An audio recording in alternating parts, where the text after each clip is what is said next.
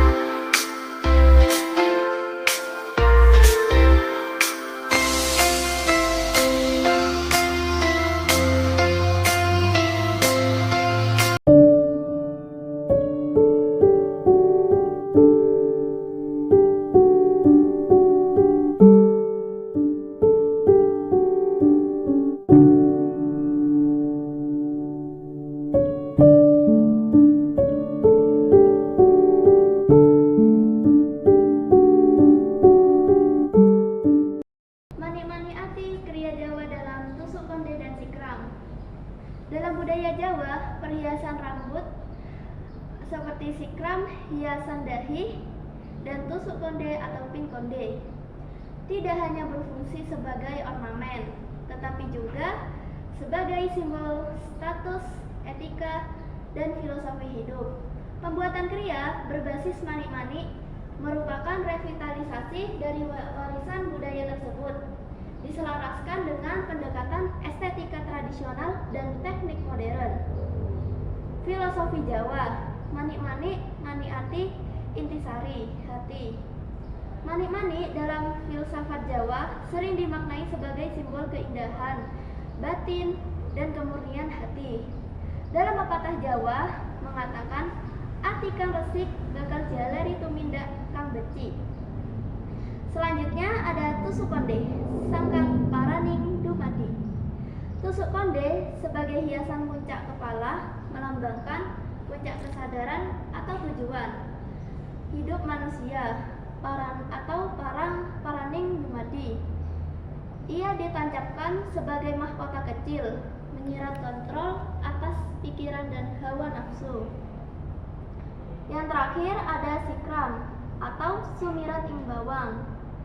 Sikram atau hiasan dahi melambangkan mata batin, tempat intuisi dan kebijaksanaan muncul. Sikram dari manik-manik berarti memancarkan kebijaksanaan batin yang bersinar atau sumirat. Berikutnya ada desain dan material. Bahan-bahannya Ada manik-manik kaca atau batu alam berwarna putih atau emas kuning. Dan ada kawat tembaga dan kuningan. Dan yang terakhir ada dasar logam tipis. Berikut ada motif dan ornamen seperti yang ada di sini. Motif mawar yang ada di sini itu melambangkan seperti kesucian, keanggunan dan keindahan. Selanjutnya di sini tuh ada juga motif seperti bunga gitu, juga sebagai terminitas dan keluhuran budi pekerti perempuan. Selanjutnya ada motif daun seperti yang ada di sini, dan di sini itu mencerminkan kemakmuran, pertumbuhan kebangsawanan dan martabat yang tinggi. Dan selanjutnya juga di sini tuh kayak ada mutiara-mutiara kecil atau mutiara kristal gitu, sebagai simbol kemurnian, kebaikan hati, kesederhanaan dan keanggunan. Dan yang terakhir di sini tuh ada kayak rantai yang menjuntai. Ini juga melambangkan harapan akan kehidupan seseorang yang makmur. Dan berikutnya penggunaan pola geometris bentuk bunga khas Jawa sebagai dasar susunan.